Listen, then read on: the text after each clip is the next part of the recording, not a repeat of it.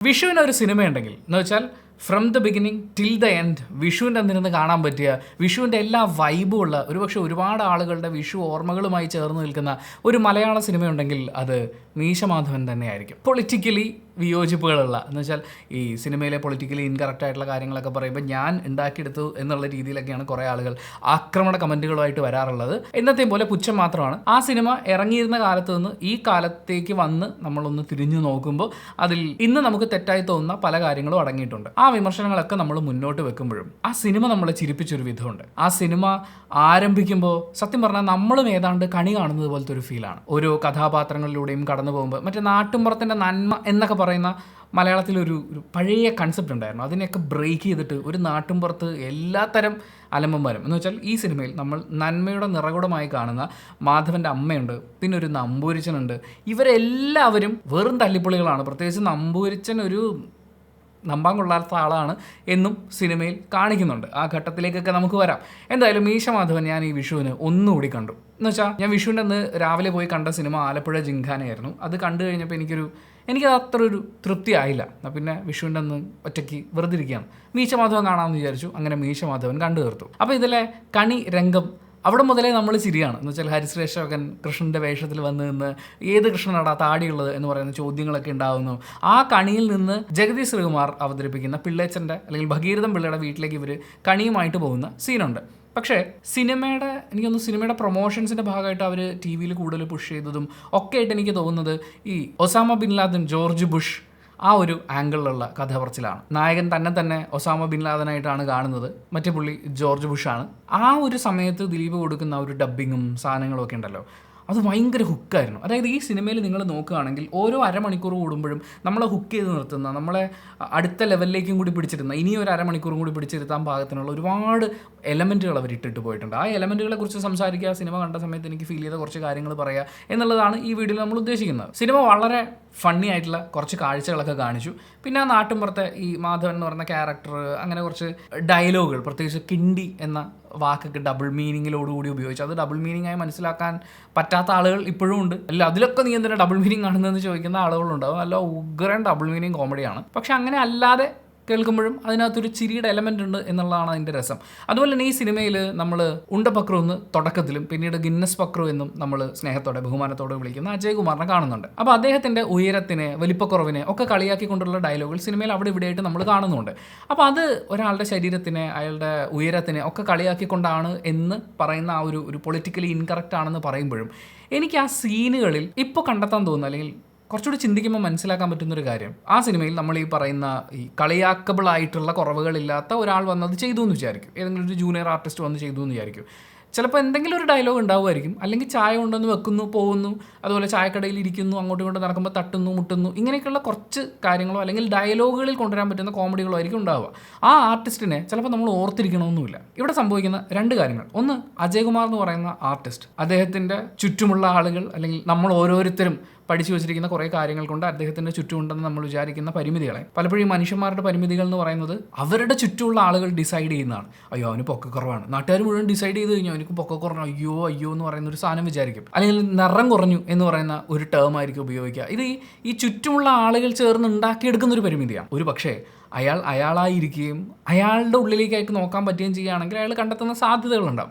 പക്ഷേ എന്താ ചെയ്യുക, നമ്മുടെ നാട്ടുകാർ ഇങ്ങനെ ഓരോ കുറവുകൾ എന്നൊക്കെ വിചാരിച്ചു വെക്കും. എന്തായാലും അജയ് കുമാർ എന്ന് പറയുന്ന പരിമിതികൾക്കുള്ളിൽ നിൽക്കുന്ന ഒരു കലാകാരനെ അവസരം കൊടുത്ത് മുന്നോട്ട് കൊണ്ടുവരാൻ ആ സിനിമയ്ക്ക് സാധിച്ചു. ഇങ്ങനെ ഒരു കോമഡി പ്ലേസ്മെൻറ്റിലൂടെ ആണെങ്കിൽ പോലും അദ്ദേഹത്തിന് അവസരം ലഭിക്കുന്നു, അദ്ദേഹത്തിൻ്റെ പോപ്പുലാരിറ്റി വർദ്ധിക്കുന്നു. അതേപോലെ നല്ല മിമിക്രി ആർട്ടിസ്റ്റായിട്ട് പേരെടുത്ത ആൾ തന്നെയായിരുന്നു. എന്നാൽ പോലും ഒരു സിനിമയിലേക്ക് വരുമ്പോൾ കിട്ടുന്ന ഒരു പബ്ലിസിറ്റി ഉണ്ട്, വരുമാനമുണ്ട്. എൻ്റെ ഏറ്റവും പ്രധാനപ്പെട്ട കാര്യം അദ്ദേഹത്തിന് അല്ലെങ്കിൽ അദ്ദേഹം ഉൾപ്പെടുന്ന ഒരു കമ്മ്യൂണിറ്റിക്ക് റെപ്രസെൻറ്റേഷൻ കിട്ടി എന്നുള്ളതാണ്. നമ്മൾ പലപ്പോഴും നോക്കിക്കോളൂ, മലയാള സിനിമയിൽ ഈ കറുത്ത നായകനോ കറുത്ത നായികയോ ആണെങ്കിൽ ഓൾറെഡി എസ്റ്റാബ്ലിഷ്ഡ് ആയിട്ടുള്ള വെളുത്ത നായകനും നായിക ഉണ്ടാവില്ല. ഇവർ വന്ന് കളർ അടിച്ചിട്ട് മാറുക എന്നുള്ളത് വളരെ കുറച്ച് മാത്രമാണ് ഇതിന് എന്തെങ്കിലും ഒരു മാറ്റം ഉണ്ടായിട്ടുള്ളത്. വലിയ പൊളിറ്റിക്സ് ഒക്കെ സംസാരിക്കുന്ന അഭിനേതാക്കൾ പോലും ദേഹത്ത് പെയിൻ്റ് അടിച്ച് വന്നിട്ട് നിറത്തിൻ്റെ പേരിൽ ജനഹൃദയങ്ങളിലുള്ള ക്യാരക്ടേഴ്സിനെ കൊണ്ടൊന്ന് ചെയ്യുന്നതും നമ്മൾ കണ്ടിട്ടുണ്ട്. അവിടെ സംഭവിക്കുന്നതെന്ന് വെച്ചാൽ ഒരു തൊലിനിറം കറുത്തുപോയവൻ്റെ റെപ്രസെൻറ്റേഷൻ അവിടെ ഇല്ലാതാവുകയാണ്. ആദിവാസിയായിട്ടുള്ള ഒരു ക്യാരക്ടർ ചെയ്യാൻ വേണ്ടി എന്തുകൊണ്ട് നമുക്ക് ആദിവാസി സമൂഹത്തിൽ നിന്ന് നമ്മുടെ സിനിമ പൈസ ഉണ്ടാക്കാൻ വേണ്ടിയിട്ടുള്ളൊരു പരിപാടിയാണ് എന്നൊക്കെയുള്ള ന്യായീകരണങ്ങളൊക്കെ അവിടെ നിൽക്കുമ്പോഴും റെപ്രസെൻറ്റേഷൻ എന്ന് പറയുന്നൊരു സാധനമുണ്ട്. അതായത് നമ്മുടെ സമൂഹത്തിലെ ഓരോ തട്ടിലും ഓരോ തലത്തിൽ നിൽക്കുന്ന ആളുകൾ അവരായി തന്നെ വരുമ്പോൾ ഉണ്ടാകുന്ന ഒരു റെപ്രസെൻറ്റേഷൻ ഫാക്ടറുണ്ട്. അതിവിടെ വർക്കായിട്ടുണ്ട്. അങ്ങനെ കളിയാക്കാൻ വേണ്ടി ഉയരക്കുറവുള്ള ഒരു മനുഷ്യനെ കൊണ്ടുവന്നു എന്ന് പറയുന്ന ഒരു പൊളിറ്റിക്കൽ ഇൻകറക്റ്റ് സംഭവം അവിടെ ഉള്ളപ്പോഴും ഈ രണ്ട് കാര്യങ്ങൾ കൂടി അവിടെ സംഭവിച്ചു എന്നെനിക്ക് തോന്നി. പിന്നീട് മലയാളം കണ്ട ഗംഭീര അഭിനയ മുഹൂർത്തങ്ങൾ വരെ സമ്മാനിച്ചിട്ടുള്ള ഗിന്നസ് പക്രു അദ്ദേഹത്തിന്റെ വളർച്ചയിലെ ഒരു പ്രധാനപ്പെട്ട സ്റ്റെപ്പ് തന്നെയായിരുന്നു മീശ മാധവൻ. അവിടെ നമ്മൾ നോക്കുകയാണെങ്കിൽ കൃത്യം 12ാമത്തെ മിനിറ്റിൽ പാട്ട് വന്നു. ഞാൻ പറയുന്നത് ഇതിലെ പാട്ടുകൾ, കോമഡികൾ, ഇതിൻ്റെ പ്ലേസ്മെൻറ്റിൻ്റെ ഇതിൽ എത്രത്തോളം ഇത് ചൈൽഡ് ഫ്രണ്ട്ലി ആണ്. നമ്മൾ ഈ പൊളിറ്റിക്കലി ഇൻകറക്റ്റ് ആയിട്ടുള്ള കാര്യങ്ങളൊക്കെ പറയുമ്പോൾ അത് കുറച്ച് ചിന്തിക്കുന്ന ആളുകൾക്കുള്ളതാണല്ലോ. മറിച്ച് നമ്മൾ കുട്ടികളെയും കൊണ്ട് തിയേറ്ററിലേക്ക് പോകുന്നത്, ഞാൻ എന്താ പറയുന്നത്, ഇപ്പോൾ ദിലീപ് ആണെങ്കിലും അദ്ദേഹത്തിൻ്റെ ഈ അടുത്ത് വന്നിട്ടുള്ള ഇൻ്റർവ്യൂസിലൊക്കെ പറയാറുണ്ട് പഴയ പോലത്തെ സിനിമകൾ അങ്ങനത്തെ കോമഡി പറയാൻ പറ്റുന്നില്ല, അങ്ങനെ ഇങ്ങനെ. ഇതൊന്നും അല്ല പ്രശ്നം. നിങ്ങൾ കാണിച്ചു കൂട്ടിയ ഡബിൾ മീനിങ് കോമഡികൾ വീണ്ടും ആവർത്തിക്കുമ്പോൾ, അല്ലെങ്കിൽ ചാണകക്കുഴിയിൽ വീണുന്ന കോമഡികൾ ആവർത്തിക്കുന്നു എന്ന് പറയുന്ന ആവർത്തന വിരസതയും അതിനോടൊപ്പം കൃത്യമായിട്ടുള്ള പാക്കേജിങ് സംഭവിക്കുന്നില്ല എന്നുള്ളതാണ്. മീശ Madhavan is A complete package. ഞാൻ സിനിമ കണ്ടുകൊണ്ടിരുന്നപ്പോൾ ഒരു കാര്യമില്ലെങ്കിൽ ഞാൻ ചുമ്മാ എഴുതിപ്പോയി. കൃത്യം 12ാമത്തെ മിനിറ്റിൽ ആദ്യത്തെ പാട്ട് വീഴാണ്. ചിങ്ങമാസം വന്നു ചേർന്നാൽ ഹൈ എനർജിയിലാണ്. വിദ്യാജി ഗംഭീരമായിട്ട് കമ്പോസ് ചെയ്തിട്ടുണ്ട്. ആൻഡ് സിംഗേഴ്സ് അവരവരുടെ മാക്സിമം ഇട്ട് ഇത് സിനിമയിലെ എല്ലാ പാട്ടുകളെ അങ്ങനെ 12ാമത്തെ മിനിറ്റിൽ പിള്ളേർ മുഴുവൻ ആസ്വദിക്കുന്ന ഭയങ്കര ഹിറ്റായി മാറിയിട്ടുള്ള ഒരു ഫാമിലി ആയിട്ട് ചെന്നിരിക്കുമ്പോൾ എല്ലാവർക്കും എൻജോയ് ചെയ്യാൻ പറ്റുന്ന രീതിയിലുള്ള ഒരു പാട്ട് അവിടെ വന്നു. ശങ്കർ മഹാദേവനും റിമി ടോമിയും കൂടി അങ്ങോട്ട് അർമതിക്കായിരുന്നു. ആൻഡ് ദിലീപിൻ്റെ ഡാൻസ് ഉണ്ടായിരുന്നു. അവരുടെ കോസ്റ്റ്യൂംസ് നിങ്ങൾ നോക്കിയാൽ ഈ സിനിമയിൽ ഉടനീളം നമ്മൾ ഏറ്റവും കൂടുതൽ എടുത്തു പറയണമെന്ന് എനിക്ക് തോന്നുന്നത് ഈ സിനിമയുടെ ആർട്ട് ഡിപ്പാർട്ട്മെൻറ്റ് വർക്ക് ചെയ്തിരിക്കുന്നത്. എനിക്ക് തോന്നുന്നു അന്ന് നമുക്ക് സിനിമ റിവ്യൂ ചെയ്യാനോ എക്സ്പ്ലെയിൻ ചെയ്യാനൊക്കെ ഉള്ള ഒരു ചാനലോ സ്പേസ് ഒക്കെ ഉണ്ടായിരുന്നെങ്കിൽ ഇരുന്ന് പുകഴ്ത്താനുള്ളതുണ്ടായിരുന്നു. അത്രയും രസമായിട്ടാണ് ഓരോ പാട്ട് സീനുകളിലും അല്ലാത്ത സീനുകളിലും ഒക്കെ അവർ ഓരോ കാര്യങ്ങളും ഒരുക്കി വെച്ചിരിക്കുന്നത്. ഗംഭീരമായിട്ടാണ് എടുത്തെടുത്ത് പുകഴ്ത്തി പറയേണ്ട കാര്യങ്ങളാണ്. അപ്പോൾ അതിൽ ഈ പറയുന്ന കുട്ടികൾക്കൊക്കെ ഇഷ്ടപ്പെടുന്ന തരത്തിൽ വിഷ്വലൈസ് ചെയ്യപ്പെട്ടിട്ടുള്ള, അതുപോലെ തന്നെ പാടി വെച്ചിട്ടുള്ള ഹൈ എനർജി ഒരു ട്രാക്ക് അവിടെ പ്ലേസ് ആയി. അത് കഴിഞ്ഞ് നമ്മൾ സിനിമയിൽ ഉടനീളം പോകുമ്പോൾ സിനിമയുടെ തുടക്കത്തിൽ നമ്മൾ ജ്യോതിർമയുടെ വിവാഹത്തെക്കുറിച്ചാണ് കാണുന്നത്. അപ്പോൾ ജ്യോതിർമയുടെ വിവാഹം നടത്താൻ ബുദ്ധിമുട്ടിക്കൊണ്ടിരിക്കുന്ന അദ്ദേഹത്തിൻ്റെ അച്ഛൻ നമ്പൂരിച്ചൻ എന്ന് പറയുന്ന ഒടുവിൽ ഉണ്ണികൃഷ്ണൻ അവതരിപ്പിക്കുന്ന കഥാപാത്രത്തിന് നമ്മൾ കാണുന്നുണ്ട്. ഈ സിനിമയിൽ ഉടനീളം നമ്മൾ നോക്കുകയാണെങ്കിൽ കല്യാണ നടത്തലാണ് ഇവിടുത്തെ നാട്ടുകാരുടെ അല്ലെങ്കിൽ എല്ലാ വീട്ടുകാരുടെയും മെയിൻ പ്രശ്നം എന്ന് പറയുന്നത്. ആദ്യം ജ്യോതിർമയെ അവതരിപ്പിക്കുന്ന കഥാപാത്രത്തിൻ്റെ കല്യാണം നടത്താൻ വേണ്ടിയിട്ട് ഇവർക്ക് ഈ പറയുന്ന ഡോക്യുമെൻ്റ് എടുക്കണം പിള്ളേച്ചൻ്റെ വീട്ടിൽ നിന്ന്. അപ്പോൾ അതിന് വേണ്ടിയിട്ട് മീശ മാധവൻ അവിടെ പോയി ഡോക്യുമെൻ്റ് എടുക്കുന്നു, തിരിച്ചു വരുന്നു. എന്നിട്ട് കല്യാണം നടത്തിയ ശേഷം പൈസയൊക്കെ തിരിച്ചു കൊടുക്കുന്നു. ഒന്നാമത്തെ കല്യാണം. രണ്ടാമത്തെ കല്യാണം മീശ മാധവൻ്റെ പെങ്ങളുടെ കല്യാണമാണ്. ആ കല്യാണം നടത്താൻ പറ്റാതെ അയാൾ കഷ്ടപ്പെട്ടുകൊണ്ടിരിക്കുന്നു, അയാൾ സ്ട്രഗിൾ ചെയ്തുകൊണ്ടിരിക്കുന്നു. അയ്യോ ഒരു പെൺകുട്ടിയുടെ ജീവിതമല്ലേ, ആ പെൺകുട്ടിയുടെ ജീവിതത്തിന് ഒരു ബുദ്ധിമുട്ടുണ്ടാവാൻ താൻ കാരണമായല്ലോ എന്ന സങ്കടത്തിൻ്റെ പുറത്താണ് രുക്മിണി എന്ന് പറയുന്ന കാവ്യമാധവൻ അവതരിപ്പിക്കുന്ന കഥാപാത്രത്തിന് ഒരു സെൻറ്റിമെൻറ്റ്സ് അല്ലെങ്കിൽ ഒരു സോഫ്റ്റ് കോർണർ തോന്നി പഴയ സ്നേഹമൊക്കെ പൊക്കിയെടുത്തുകൊണ്ട് വന്നൊരു പ്രണയത്തിലേക്ക് അവർ ലാൻഡ് ആവുന്നത്. മറ്റൊരു കല്യാണം ഈ പറയുന്ന കാവ്യമാധവൻ അവതരിപ്പിക്കുന്ന ജഗതി ശ്രീകുമാറിൻ്റെ മകളുടെ കഥാപാത്രമാണ് രുക്മിണിയുടെ കല്യാണം. രുക്മിണിയുടെ കല്യാണം മാധവൻ്റെ കൂടെ നടത്തരുത്, വേറെ ഏതെങ്കിലും രീതിയിൽ നടത്തണം എന്നിങ്ങനെ പിള്ളേച്ചൻ ഓരോരോ പരിപാടികളൊക്കെ പ്ലാൻ ചെയ്തുകൊണ്ടിരിക്കുന്നു. പക്ഷേ നാട്ടുകാരും കൂടി ഇടപെട്ട് ക്ലൈമാക്സിൽ ഈ നാടിന് വേണ്ടുന്നൊരു കാര്യം നേടിക്കൊടുത്തതായതുകൊണ്ട് നിങ്ങൾ കള്ളനായാലും അവന് പെണ്ണ് കെട്ടിച്ചു കൊടുക്കണം എന്ന് പറയുന്ന പോലീസുകാരൻ. നിങ്ങളൊന്ന് ആലോചിച്ച് നോക്കും, ഒരു സിമ്പിൾ ലോജിക്കൽ ആലോചിച്ച് നോക്കും. ഒരു പെൺകുട്ടിയുടെ അച്ഛനോട് ഒരു പോലീസുകാരൻ പറയാണ് അവൻ കള്ളനാണ്, നല്ല നിങ്ങൾ കെട്ടിച്ചു കൊടുത്തോളൂ. ഈ ജാതി നന്മ നാട് എന്നൊക്കെ പറഞ്ഞുണ്ടല്ലോ. ഞാൻ പറയുന്നത് ഈ സിനിമയിലെ ഏറ്റവും വലിയ സൈക്കോ എന്ന് പറയുന്നത് നമ്പൂരിച്ചനാണ്. കാരണം ഇയാൾക്ക് ആവശ്യം വരുമ്പോൾ കക്കാൻ വേണ്ടി മാധവൻ അയാൾ ഉപയോഗിക്കുന്നുണ്ട്. പൈസയ്ക്ക് ആവശ്യം വരുമ്പോൾ പുള്ളി ആദ്യം പോയി ചോദിക്കുന്നത് കള്ളനോടാണ്. അവർ തമ്മിലുള്ള ആത്മബന്ധം അത് ഇത് എന്നൊക്കെ പറഞ്ഞ് നമുക്ക് വേണമെങ്കിൽ ഓരോ കാര്യങ്ങളൊക്കെ കൂട്ടിച്ചേർത്ത് വെക്കാം. എന്നാൽ ആ നാട്ടിലെ വിഗ്രഹം മോഷണം പോയി എന്ന് പറയുമ്പോൾ ഇതേ കള്ളൻ്റെ മുഖത്ത് നോക്കി കൊണ ഡയലോഗ് അടിക്കുന്നതും നമ്പൂരിച്ചനാണ്. എന്നാൽ ഇത്രയും കൂടെ നിന്നവനാണ്. അവന് പറയാനുള്ളതൊന്ന് കേൾക്കാമെന്ന് വിചാരിക്കുക. ക്ലൈമാക്സിലേക്കൊക്കെ വരുമ്പോൾ പുള്ളി കുറച്ചെങ്കിലും കേൾക്കാമെന്നൊക്കെ, അല്ലെങ്കിൽ അവൻ പറഞ്ഞത് ശരിയാണോ എന്ന് നോക്കാം എന്ന് പറയുന്നത് ഇച്ചിരി നന്മയുടെ കുപ്പായം എടുത്ത് അണിയുന്നുണ്ടെങ്കിൽ പോലും ഇതേ സൈക്കോ അന്നാട്ടിലെ, അതായത് സ്വന്തം മകളുടെ കല്യാണം നടത്താൻ ഭയങ്കര ഗംഭീരമായിട്ട് നടത്തണം എന്നൊക്കെ ആഗ്രഹിച്ച് അങ്ങനെ നടത്തിയ ഒരാൾ, നല്ല യോഗ്യനായ ഒരാളെ കണ്ടെത്തി വിവാഹം കഴിപ്പിച്ചു കൊടുത്ത ആൾ, എന്നാൽ പിന്നെ ഇങ്ങർക്ക് മകൾക്ക് പ്രായപൂർത്തിയായി, മാധവ നിനക്ക് കല്യാണം കഴിക്കാൻ താല്പര്യമുണ്ടോ എന്ന് അയാൾ ചോദിച്ചു. ഇല്ല. സ്വന്തം മോളുടെ കല്യാണം ഗ്രാൻഡായി നടത്തിയതിന് ശേഷം ഇദ്ദേഹം മറ്റൊരാളോട് പറയുകയാണ് നിങ്ങളുടെ മകനെ ആ കള്ളന് പിടിച്ചു കൊടുക്കൂ, അവൻ അങ്ങനെയല്ലേ, അവൻ മീശ പിരിച്ചു പോയില്ലേ. ഇജാതി സൈക്കോമാൻ. ഞാൻ പറയുന്നത് ഈ കല്യാണം എന്ന് പറയുന്ന ഒരു ഫാക്ടറിനെ ഇവർ ഉപയോഗിച്ചിരിക്കുന്നതാണ്. അതായത് മലയാളിയുടെ ഇന്ന് ഒരുപാട് മാറ്റങ്ങൾ സംഭവിക്കുന്നുണ്ടെങ്കിൽ പോലും മലയാളിയുടെ ഏറ്റവും പ്രധാനപ്പെട്ട ഒരു വികാരമാണ് ഒരു പെൺകുട്ടിയുടെ കഴുത്തിൽ താലി ചാർത്തപ്പെടുക. അവൾ വീട്ടിൽ നിന്ന്, അതായത് സ്വന്തം വീട്ടിൽ നിന്ന് മറ്റൊരു പയ്യൻ്റെ വീട്ടിലേക്ക് പോകുക എന്ന് പറയുന്ന കല്യാണം എന്ന് പറയുന്ന, കല്യാണം നടത്താൻ വേണ്ടിയിട്ടുള്ള സ്ട്രഗിൾ എന്ന് പറയുന്നത്. ഈ സിനിമയിൽ മാധവൻ ഈ പറയുന്ന സെൻറ്റിമെൻറ്റ്സും കാര്യങ്ങളൊക്കെ പറയുമ്പോഴും പെങ്ങളുടെ കല്യാണം എന്ന് പറയുന്നൊരു കാര്യം വരുമ്പോഴാണ് ഇവർ ഭയങ്കര ടൈറ്റായി പോകുന്നത്. കാരണം കല്യാണത്തിനെ മലയാളിയുടെ ജീവിതത്തിലെ ഏറ്റവും പ്രധാനപ്പെട്ട ഒരു സംഭവമായി കാണുന്നത്. പ്രത്യേകിച്ച് ഒരു പെൺകുട്ടി ഉണ്ടെങ്കിൽ അവളുടെ കല്യാണം എന്ന് പറഞ്ഞിട്ട് പിന്നീട് അങ്ങോട്ട് സേവ് ചെയ്യാനും അവളുടെ കല്യാണം നടത്താൻ വേണ്ടി മറ്റേ അനിയനും ചേട്ടനൊക്കെ ഉണ്ടെങ്കിൽ നിങ്ങൾ നന്നായി വളർന്ന് ജോലിയൊക്കെ കിട്ടിയിട്ട് വേണം പെങ്ങളെ കെട്ടിച്ചയക്കാൻ എന്ന് പറഞ്ഞ് വളർത്തുന്ന ഇങ്ങനെയൊക്കെയുള്ള കല്യാണം എന്ന് പറയുന്ന ഒരു ഫാക്ടറിനെ ഈ സിനിമയിൽ ഉടനീളം നമുക്ക് നന്നായി ഉപയോഗിച്ചിരിക്കുന്നതായിട്ട് കാണാൻ പറ്റും. അവിടെയാണ് ഈ വളരെയധികം ആളുകൾക്ക് ഒരു പേഴ്സണൽ കണക്ട് ഫീൽ ചെയ്യുന്നുണ്ടാവുക. വിഷു എന്ന് പറയുന്നത് വിഷുവിൻ്റെ തുടക്കത്തിലെ ഇൻട്രോ പരിപാടികളൊക്കെ കഴിഞ്ഞു. പക്ഷെ അപ്പോഴും മലയാളി ഇതിൽ നിന്ന് വിട്ടുപോകാതെ ഇവിടെ പിടിച്ചു നിർത്തുന്ന ഘടകങ്ങളിൽ ഒന്ന് ഈ കല്യാണമാണ്. പിന്നെ എല്ലാ കാലത്തും ആഘോഷിക്കപ്പെട്ടിട്ടുള്ള എല്ലാ നാട്ടുമ്പുറങ്ങളിലും ചില നഗരപ്രദേശങ്ങളിലൊക്കെ ആഘോഷിക്കപ്പെട്ടിട്ടുള്ള ഒരു കാര്യമാണ് പട്ടാളക്കാരൻ്റെ ഭാര്യയ്ക്ക് ഒരു അവിഹിതം ഉണ്ടാകുന്നു. അത് ഈ പറയുന്ന പിള്ളേച്ചൻ എന്ന് പറയുന്ന കഥാപാത്രത്തിലേക്ക് കൊണ്ടുവരുന്നു. മലയാള സിനിമകളിൽ എല്ലാ കാലത്തും ആവർത്തിക്കപ്പെട്ട് വന്നിട്ടുള്ള ഒന്നാണ് ഈ ഭർത്താവ് നാട്ടിലില്ലാത്ത, ഒന്നെങ്കിൽ ഗൾഫിൽ പോയതായിരിക്കും, അല്ലെങ്കിൽ പട്ടാളത്തിലായിരിക്കും, അല്ലെങ്കിൽ മറ്റേതെങ്കിലും ഒരു നാട്ടിൽ ജോലിക്ക് പോയതായിരിക്കും. ആ പെണ്ണിന് ഒരു അവിഹിതം ഉണ്ടാവും. അവരെ കാണിക്കുമ്പോൾ മറ്റേ ബി ഗ്രേഡ് സിനിമകളിലൊക്കെ വരുന്നത് പോലത്തെ മ്യൂസിക് പരിപാടികളൊക്കെ ഇടുക എന്ന് പറയുന്ന കാര്യം, അതേ കാര്യം ഇവിടെ ആവർത്തിക്കപ്പെടുന്നുണ്ട്. ഞാൻ പറയുന്നത് വർഷങ്ങൾക്ക് മുമ്പ് ഇറങ്ങിയ മീശമാധവനെ കുറിച്ചാണ്. അന്ന് ഇതൊക്കെ വൻ കോമഡി ആയിരുന്നു. പക്ഷേ അങ്ങനൊരു സിറ്റുവേഷനിൽ പിള്ളേച്ചനെ കൈ കിട്ടിയിട്ടും ഇയാൾ ആവശ്യപ്പെടുന്നത് എന്താണ് എന്നുള്ളതാണ് ഇതിലെ കോമഡി. സിനിമയുടെ ക്ലൈമാക്സിലേക്കൊക്കെ വരുമ്പോൾ പിള്ളേച്ചൻ്റെ ഭാര്യ തന്നെ പറയുന്നുണ്ട് ആ മേടിച്ച പൈസയുടെ 4 ഇരട്ടി ഇപ്പം തന്നെ തിരിച്ച് തന്നിട്ടുണ്ട് എന്നൊക്കെ ഉള്ളത്. അപ്പോൾ സ്വന്തം ആധാരം പിള്ളേച്ചൻ്റെ കയ്യിൽ ഇരിപ്പുണ്ട്, അത് വേണമെങ്കിൽ തിരിച്ചു ചോദിക്കാം, അല്ലെങ്കിൽ ഇനി പലിശ ഒഴിവാക്കിയിട്ട് മുതലടക്കാം എന്ന് പറയുന്ന പോലെ പല കാര്യങ്ങളും ഇയാൾക്ക് പറയാം. പക്ഷേ മാധവൻ നായർ, അതാണ് ഈ ജാതി ഇതിൻ്റെ തുടക്കം മുതൽ അവസാനം വരെ ഇഷ്ടം പോലെ ഇടങ്ങളിൽ പറയുന്നുണ്ട്. അപ്പോൾ മാധവൻ നായർ വളരെ നല്ലൊരു മനുഷ്യനാണല്ലോ. അദ്ദേഹം പറയുന്നത് എൻ്റെ ആ പറമ്പിൽ, എൻ്റെ അച്ഛൻ്റെ പറമ്പാണല്ലോ, എനിക്ക് അവിടെ ഒന്ന് കൃഷി ഇറക്കിയാൽ മതി. എന്നിട്ട് എന്തിനാണ്? അതാണ് ഇവിടുത്തെ ചോദ്യം. ആ പറമ്പിലൊന്ന് കൃഷി ഇറക്കണം. എൻ്റെ അമ്മി, മാധവൻ നായരുടെ മനസ്സ് കുളിർത്തു. സ്വന്തം അച്ഛൻ്റെ പറമ്പിൽ മകൻ കൃഷി ഇറക്കി എന്ന് പറയുന്ന പോലത്തെ അങ്ങനത്തെ വളരെ ശോകം ഒരു കാര്യമാണ് പറയുന്നത്. പക്ഷേ നമ്മൾ ഈ സാധനം ഒന്നും ആലോചിക്കില്ല. അവിടെയൊക്കെയാണ് ഈ സിനിമയുടെ മേക്കിങ്ങിൽ അല്ലെങ്കിൽ ഇതിൻ്റെ സ്ക്രിപ്റ്റിങ്ങിൽ ഒരു ബ്യൂട്ടി എന്നൊക്കെ പറയുന്നത്. ഈ പറയുന്ന ഹ്യൂമർ സാധനങ്ങളൊക്കെ വരുമ്പോൾ അവൻ എന്തിനാണ് ഇങ്ങനൊരു ചോദ്യം ചോദിച്ചതെന്ന് പറയുന്ന ചോദ്യം നമുക്കുണ്ടാവില്ല. പക്ഷേ വിഷുവിന് ഈ സിനിമ ഇരുന്ന് കാണുമ്പോൾ ഇപ്പം ഞാൻ ആലോചിക്കുന്നത് എന്തിനായിരിക്കും മാധവൻ അങ്ങനെ പറഞ്ഞു? അവന് വേറെ എന്തൊക്കെ ഡിമാൻഡുകൾ വെക്കാമായിരുന്നു. എന്നിട്ട് ഇതിലും വലിയ കോമഡി എന്താണെന്ന് വെച്ചാൽ ഇതേ പട്ടാളക്കാരൻ വരും. പട്ടാളക്കാരൻ്റെ ഭാര്യ അവിഹിത ബന്ധത്തിൽ ഏർപ്പെട്ടിരിക്കുന്ന ആളുടെ നടുക്ക് കിടന്ന് കോമഡി കാണിക്കുക എന്നുള്ളതാണ് ഈ സൈക്കോ മാധവൻ ഇവിടെ ചെയ്തുകൊണ്ടിരിക്കുന്നത്. ഈ സിനിമയിൽ എല്ലാവരും സൈക്കോകളാണെന്ന് വേണമെങ്കിൽ നമുക്ക് പറയാൻ പറ്റും. മാധവൻ്റെ അമ്മ ഒരു കൺകണ്ട സൈക്കോ ആണ്. അയ്യോ മോനെ, നിനക്ക് ഞാൻ കണി കാണിച്ചു തരാമെന്ന് പറഞ്ഞ് അതായത് കള്ളനായ മോനെ വിളിച്ചുകൊണ്ടെത്തി കണി കാണിച്ചു കൊടുക്കുന്നു. അത് കഴിഞ്ഞ് ഈ മകൻ മോഷ്ടിച്ചത് ശരിയായില്ല എന്നൊക്കെ അവൻ്റെ ചേട്ടൻ പറയുന്ന സമയത്ത് നീ മോഷ്ടിച്ചുകൊണ്ടാണ് മോനെ ഈ കുടുംബം ഇങ്ങനെ നിന്ന് പോകണം, എല്ലാവരും ജീവിക്കണം നീ കാരണമാണ് എന്ന് പറയുന്നു. പല ഇടങ്ങളിലും ഒറ്റ കൊടുത്തിട്ടില്ല, പക്ഷേ കാശിന് ഉപയോഗം ഉണ്ടായിട്ടില്ലാത്ത, അതായത് പട്ടിണി കിടന്നപ്പോൾ അവിടുത്തെ തേവര് വന്നൊന്നുമില്ല, മാധവൻ തന്നെ കക്കാൻ പോകണമായിരുന്നു. തേവരെ ആരോ അടിച്ചോണ്ട് പോയി എന്ന് പറയുന്നൊരു കാര്യം പറഞ്ഞു. അപ്പോൾ ഇതേ മകൻ സെൻറ്റി അടിച്ച് പറയുന്നുണ്ട് ഞാൻ ചെയ്തിട്ടില്ലമ്മ, പറ്റൂല, നീ ഇപ്പോൾ ഇവിടുന്ന് ഇറങ്ങിപ്പോണം. ഏത് ഈ പണയം വെച്ച് കയ്യിൽ നിന്ന് പോയ സാധനം ഇത്രയും കൊല്ലം മോഷ്ടിച്ച് കിട്ടുന്ന കാശുകൊണ്ട് പലിശ അടച്ചുകൊണ്ടിരിക്കുന്ന മാധവനോട് ആ വീട്ടിൽ താമസിക്കുന്ന അമ്മച്ചി പറയുന്നു നീ വേഗം ഇറങ്ങിപ്പൊക്കോന്ന്.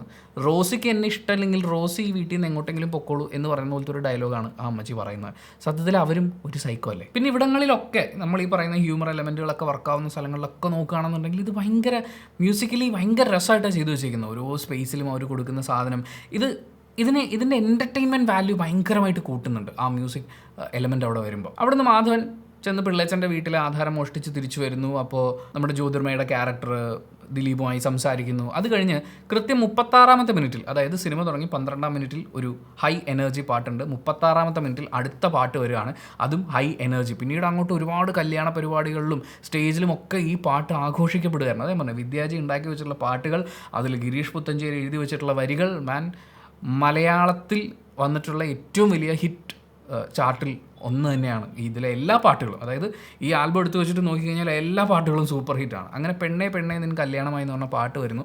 അവിടെയാണ് നായികയുടെ ഇൻട്രൊഡക്ഷൻ സംഭവിക്കുന്നത്. അവിടെയും ഈ അവിഹിത ബന്ധത്തിൽ ഏർപ്പെട്ടിട്ടുള്ള പട്ടാളക്കാരൻ്റെ ഭാര്യയും പിള്ളേച്ചനും തമ്മിലുള്ള കോമ്പിനേഷനൊക്കെ കാണിക്കുകയും അവിടെ ഒന്നും അറിയാതെ ഒരു വിഡ്വേഷം കിട്ടി നിൽക്കുന്ന പട്ടാളക്കാരനെ കാണിച്ചും നമ്മളെ ചിരിപ്പിക്കാൻ വേണ്ടി സിനിമ ശ്രമിക്കുന്നുണ്ട്. അപ്പോൾ ഇതിൻ്റെ സംവിധായകനും അല്ലെങ്കിൽ ഇതിൻ്റെ തിരക്കഥയും ആക്ച്വലി നമ്മളെയൊക്കെ സൈക്കോളാക്കി മാറ്റിയല്ലേ. നിങ്ങൾക്ക് എങ്ങനെയാണ് അത് കണ്ടിട്ട് ചിരിക്കാൻ പറ്റുക? അതായത് ഒരു മനുഷ്യൻ അയാളുടെ ജീവൻ പണയം വെച്ച് പണിയെടുത്തുണ്ടാക്കുന്ന പൈസ കൊണ്ട് നാട്ടിൽ ഒരാൾക്ക് ചിലവിന് കൊടുക്കുകയാണ്. ആ ആൾ ഈ ചിലവിന് കൊടുക്കുന്ന ആളുടെ പ്രിഫറൻസുകളൊന്നും നോക്കാതെ തൻ്റെ ഇഷ്ടപ്രകാരം മറ്റൊരാളുമായി ഒരു ബന്ധം തുടരുകയാണ്. അപ്പോൾ അവർ തമ്മിലുള്ള ഈ ബന്ധം എന്താണ് എന്ന് മനസ്സിലാക്കാതെ ഈ നടുക്ക് നിൽക്കണ മനുഷ്യനെ നോക്കിയിട്ട് നിങ്ങൾക്ക് ചിരിക്കാൻ പറ്റുന്നുണ്ടെങ്കിൽ മറ്റേ ഒരു പഴഞ്ചൊല്ലുണ്ടല്ലോ, ആരാൻ്റെ അമ്മക്ക് പ്രാന്ത് വരുമ്പോൾ കാണാൻ നല്ല ജയിലാണ് എന്ന് പറയുന്നതിൻ്റെ മറ്റൊരു വകഭേദമാണത്. പിന്നീട് ഈ കേസ് ഒന്നുകൂടി സ്ട്രോങ് ആക്കാൻ നമ്മുടെ പിള്ളേച്ചൻ തീരുമാനിക്കുന്നു. വക്കീൽ ഓഫീസിൽ പോകുന്നു. അവിടെ നമ്മൾ ഗതികെട്ട വക്കീൽ മുകുന്ദനുണ്ണിയെ കാണുന്നുണ്ട്. ഈ സിനിമയിൽ ഉടനീളം നമ്മൾ നോക്കുകയാണെന്നുണ്ടെങ്കിൽ ഒരുപാട് പേര് വളരെ ഗംഭീരമായിട്ടുള്ള പ്രകടനങ്ങൾ കാഴ്ചവെച്ചായിട്ട് നമുക്ക് കാണാൻ പറ്റും. സിനിമയിൽ തുടക്കം മുതൽ അവസാനം വരെ സ്കോർ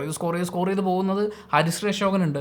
സലിം കുമാർ, മുകുന്ദനുണ്ണി എന്ന് പറയുന്ന ഒരു വക്കീൽ. എനിക്കൊന്ന് മലയാളികളുടെ സംസാര ഭാഷയ്ക്കകത്ത് കയറി കളിക്കാൻ പറ്റിയിട്ടുള്ള ഒരു നടനാണ് സലിം കുമാർ. അദ്ദേഹത്തിൻ്റെ ഗംഭീരമായിട്ടുള്ള കുറേ ഡയലോഗുകൾ ഈ സിനിമയിലുണ്ട്. നമ്മൾ നോക്കുകയാണെങ്കിൽ ഒരു ചുമ്മാ ഒരു സൈഡിലുള്ള ഒരു ക്യാരക്ടർ വന്ന് പറഞ്ഞു പോകുന്ന കോമഡി ഡയലോഗുകളാണ്. അങ്ങനെ എത്രയോ കോമഡി സീനുകളും ഡയലോഗുകളും നമ്മൾ കേൾക്കുന്നു. പക്ഷേ ഇത് മുഴുവൻ നമ്മുടെ സംസാര രീതിയിൽ വരികയാണ്. ഞാൻ പറയുന്നത് ഈ സോഷ്യൽ മീഡിയ സെലിബ്രേഷനൊക്കെ വരുന്ന അതിന് കുറച്ച് മുമ്പ് ഇറങ്ങുന്ന ഒരു സിനിമയാണ്. ആ സിനിമയിലെ ഡയലോഗുകൾ ആ സമയത്ത് തന്നെ പോപ്പുലറായി. പിൽക്കാലത്ത് പോപ്പുലർ ആയതല്ല, അല്ലെങ്കിൽ സോഷ്യൽ മീഡിയ കൊണ്ടുവന്നിട്ട് ഇതൊക്കെ ഹിറ്റാക്കിയതല്ല.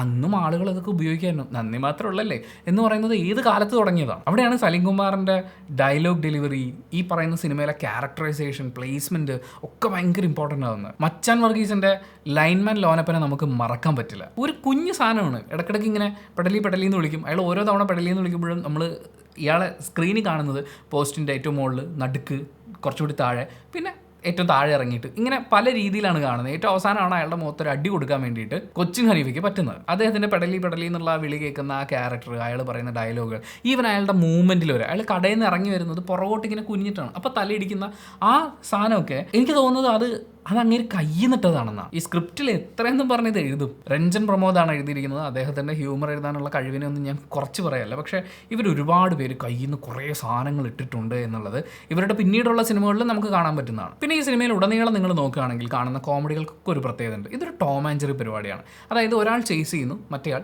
ചേസ് ചെയ്യപ്പെടുന്നു.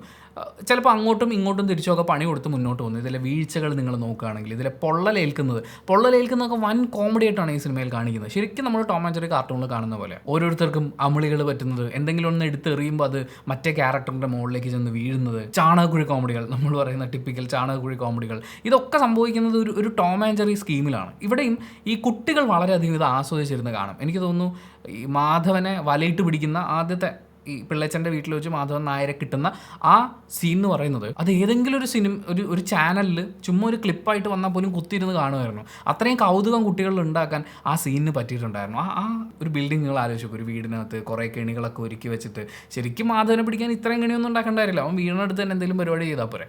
പക്ഷേ അതൊന്നും അല്ലാതെ കയറി ഇറങ്ങി കുറച്ച് അരിപ്പൊടിയൊക്കെ വീണ് അങ്ങോട്ട് ചാടി ഇങ്ങോട്ട് ചാടി, അതാണ് ഈ കുട്ടികളെ പിടിച്ചിരുത്താൻ പറ്റുന്നതിൻ്റെ ഒരു വലിയ ഗുട്ടൻസ്. പിന്നീട് അങ്ങോട്ട് കൃത്യം 1 മണിക്കൂറാകുമ്പോൾ അടുത്ത പാട്ട് വരികയാണ്. ആ പാട്ടും നേരത്തെ നമ്മൾ പറഞ്ഞ പോലെ ഹൈ എനർജിയാണ്. അതായത് ഫസ്റ്റ് ഹാഫിൽ മുഴുവൻ ഇവർ ഇതുപോലെ ഹൈ എനർജി പാട്ടുകളും അടുപ്പിച്ച് കോമഡി സീനുകളും ഇട്ട് ചിരിപ്പിച്ച് അങ്ങ് പോവുകയാണ്. വാളെടുത്താൽ അങ്കക്കലി എന്ന് പറയുന്ന പാട്ടാണ്. ആ പാട്ട് നിങ്ങൾ നോക്കിയാൽ നിങ്ങൾക്ക് ആ പാട്ടിൽ കുട്ടികളെ കാണാൻ പറ്റും. കുട്ടികൾ പാടുന്നുണ്ട്. പിന്നെ ഇവർ ഉപയോഗിക്കുന്ന വാക്കുകളും അതിലുള്ള ഈ പറയുന്നത് ഇത് അങ്ങോട്ടും ഇങ്ങോട്ടും വാശിക്ക് പറയുകയാണ്. നീ ആരടാ, നീ ആരടി എന്ന് പറയുന്ന സാധനമാണ്. ഈ ഒരു കോൺവെർസേഷൻ ടൈപ്പ് സാധനങ്ങളൊക്കെ, പ്രത്യേകിച്ച് ഇതിൻ്റെ ഒരു മ്യൂസിക്കൽ സൈഡും എല്ലാം കൂടി ചേർന്നുകൊണ്ട് ഒരു ഫുൾ ഫാമിലിക്ക് എൻജോയ് ചെയ്യാനുണ്ട്. നിങ്ങൾ ഈ സിനിമ ഒരു പല പ്രായത്തിലുള്ള കുട്ടികളും പ്രായമായ അപ്പൂപ്പനും അമ്മൂമ്മയും എല്ലാവരും കൂടി ഇരുന്ന് കണ്ടു കഴിഞ്ഞാൽ നിങ്ങൾക്ക് എൻജോയ് ചെയ്യാൻ പറ്റും.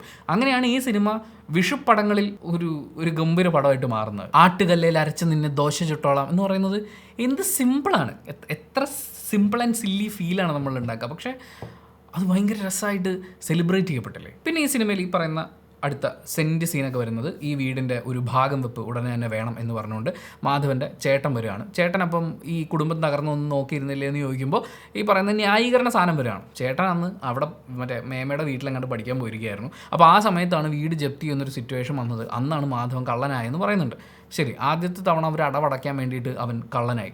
രണ്ടാമത്തെ തവണ മോഷ്ടിച്ചേ പറ്റൂ, മൂന്നാമത്തെ തവണ മോഷ്ടിച്ചേ പറ്റൂ.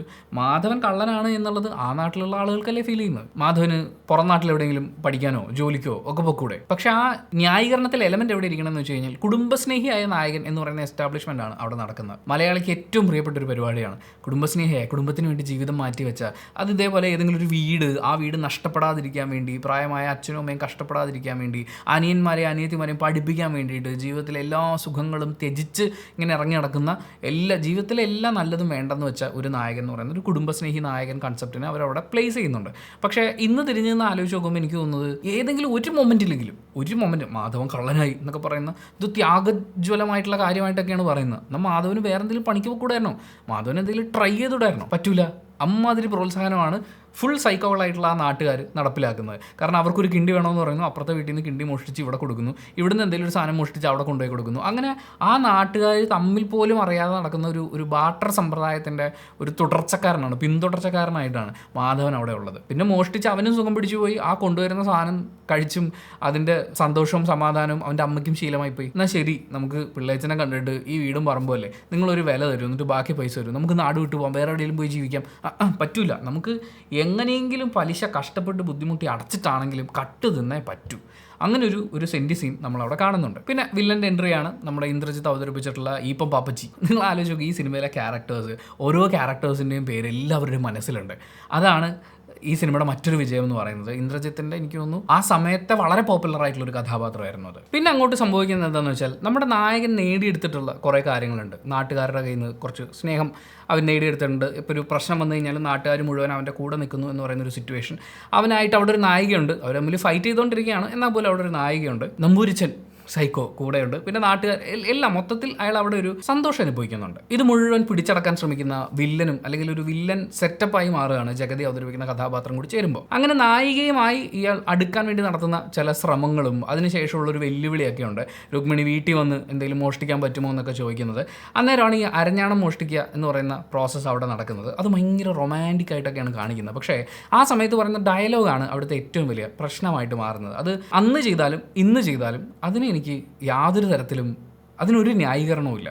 കാരണം ഒരു പെൺകുട്ടി കിടന്നുറങ്ങുന്നു, അവളോട് എന്ത് തരം ദേഷ്യമായിക്കോട്ടെ, പ്രണയം, എന്ത് തേങ്ങയും ആയിക്കോട്ടെ, ഒരു റേപ്പ് അങ്ങോട്ട് വെച്ചെന്നാണ്ടല്ലോ എന്ന് പറയുന്ന ഒരു ചോദ്യം ചോദിക്കാൻ ഒരാൾക്ക് പറ്റുന്നത് അത്രയും സിമ്പിളാക്കി മാറ്റുകയാണ് ഈ റേപ്പ് എന്ന് പറയുന്ന പ്രോസസ്സിനെ. നമ്മൾ ഈ ഇത്രയും നേരം പറഞ്ഞുകൊണ്ടിരുന്ന കുട്ടികളുമായി ഇരുന്ന് എൻജോയ് ചെയ്ത് ചിരിച്ച് ജോളിയായിട്ട് കാണാവുന്ന ഒരു സിനിമയിൽ കുറേ നേരം കഴിയുമ്പോൾ വരുന്ന ഡയലോഗാണ് ഒരു റേപ്പ് അങ്ങോട്ട് വെച്ച് തന്നാലോ എന്ന്. അത് കഴിയുമ്പോൾ നീ ഇങ്ങനെ മറ്റേ ഗർഭിണിയായിട്ടൊക്കെ നടക്കും, പിന്നെ കയ്യിലൊരു കുഞ്ഞുണ്ടാവും എന്ന് പറയുന്നത്. അതായത് ഗർഭിണിയാക്കാൻ വേണ്ടിയിട്ടുള്ള പ്രോസസ്സാക്കി മാത്രമായി ഈ റേപ്പ് എന്ന് പറയുന്ന ഒരു കാര്യത്തിനെ മാറ്റുന്നു. കുട്ടികളടക്കമുള്ള ആളുകൾ കേൾക്കത്തക്ക രീതിയിൽ ഇതൊരു കോമഡിയായി അവതരിപ്പിക്കപ്പെടുന്നു എന്ന് പറയുന്നത് അക്ഷന്തവ്യമായ ഒരു തെറ്റാണ്. രഞ്ജൻ പ്രമോദ് അത് സ്ക്രിപ്റ്റിൽ എഴുതിയിട്ടുണ്ടോ എന്നെനിക്കറിയില്ല. ഉണ്ടെങ്കിലും ഇല്ലെങ്കിലും അതൊരു വളരെ മോശം പരിപാടിയായിപ്പോയി. നമ്മളൊരു പെൺകുട്ടി എന്ന് പോലും വിചാരിക്കേണ്ടെന്നേ, ഒരു മനുഷ്യജീവി അയാളുടെ ആയുസ്സിൽ അനുഭവിക്കാവുന്ന അത്രയധികം വേദനയും അപമാനവും സങ്കടവും നിരാശയും ഒക്കെ ചേർന്നിട്ട് അത്രയും മോശമായിട്ടുള്ളൊരു കാര്യത്തിന് ഇത്രയും സിമ്പിളായി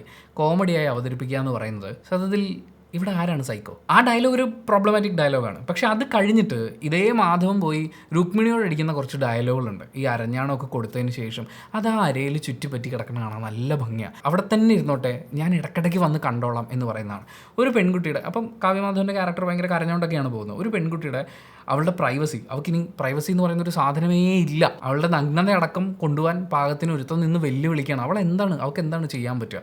അതായത് പ്രതികരിക്കണമെങ്കിൽ, ഇവനെ പിടിച്ച് അകത്താക്കണമെങ്കിൽ അന്ന് ഈ പറയുന്ന വലിയ നിയമങ്ങളുടെ ഒരു പിൻബലോ അല്ലെങ്കിൽ അതിനെക്കുറിച്ച് അറിയുന്നൊരു നായികയോ ആയിരിക്കില്ല. പോലീസിന് പിടിച്ചു കൊടുക്കാന്ന് വെച്ച് കഴിഞ്ഞാൽ തൊണ്ടിയും കാര്യങ്ങളൊക്കെ വേണ്ടേ. പിന്നെ ഈ സിനിമയിലെ നായികയ്ക്ക് എന്തായാലും അരഞ്ഞാണം ഇവൻ കട്ടു എന്ന് പറയുന്ന ഒരു ഡയലോഗ് പറയാൻ പറ്റില്ല.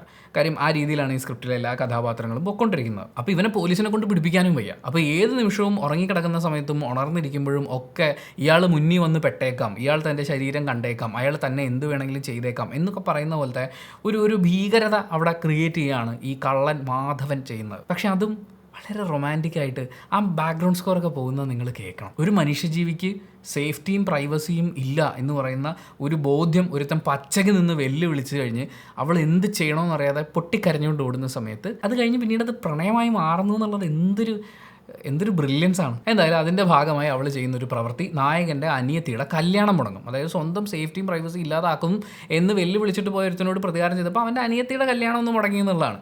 അവൾക്ക് വേറെയും കല്യാണാലോചനയൊക്കെ വരുമല്ലോ, അല്ലെങ്കിൽ വേറെ എന്തെങ്കിലും കാര്യങ്ങൾ നോക്കുമല്ലോ. പക്ഷേ അയ്യോ, അതിൽ വീണുപോയി. അതിൻ്റെ ഇടയിൽ ഇതേ നായികയുടെ അമ്മയുടെ വക ഒരു കഥാപ്രസംഗമൊക്കെ ഉണ്ട്. നിൻ്റെ അച്ഛനാ അവനെ കള്ളനാക്കിയത് എന്ന് പറയുന്ന ഡയലോഗാണ് അവർ പറയുന്നത്. എന്തിന്?